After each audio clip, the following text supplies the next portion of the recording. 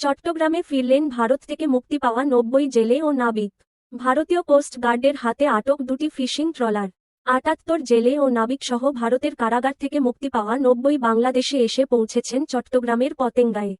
মঙ্গলবার ৭ই জানুয়ারি সকাল ৯টায় পতেঙ্গার কর্ণফুলী চ্যানেলের ১৫ নং ঘাটে এসে পৌঁছান তারা। বাংলাদেশের এফভি লায়লা ২ এবং এফভি মেঘনা ৫ নামের দুটি ফিশিং ভেসেলও ফেরত এসেছে। রোববার ৫ই জানুয়ারি দুপুরে পশ্চিমাঞ্চলীয় আন্তর্জাতিক জলসীমায় ভারতে আটক থাকা ৯০ জন বাংলাদেশি জেলে, নৌকর্মী এবং বাংলাদেশে আটক ৯৫ জন ভারতীয় জেলেকে পারস্পরিক হস্তান্তর কার্যক্রম সম্পন্ন হয়। এর আগে ৯ই ডিসেম্বর দুপুরে বাংলাদেশের সমুদ্রে মাছ ধরার সময় দুটি ট্রলার সহ ৭৮ জন জেলে নাবিককে ধরে নিয়ে যায় ভারতীয় কোস্টগার্ড।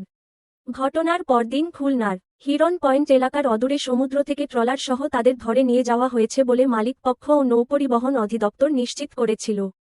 আটক দুটি নৌযান হল এফভি লায়লা ২ ও এফভি মেঘনা ৫।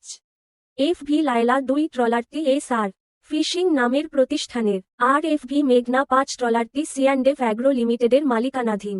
এফভি লায়লা ২ ট্রলারটি গত ২৭শে নভেম্বর মাছ ধরার জন্য সাগরে যায়। ২০শে ডিসেম্বর ঘাটে ফেরার কথা ছিল। ট্রলারটিতে ৪১ জন নাবিক জেলে রয়েছেন।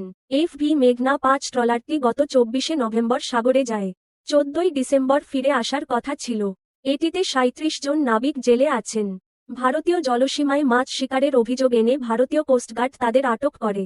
পরে তাদের উড়িষ্যার প্যারাদ্বীপে নিয়ে যাওয়া হয়। সেখানে আদালতের মাধ্যমে অনুপ্রবেশের দায়ে কারাগারে রাখা হয়।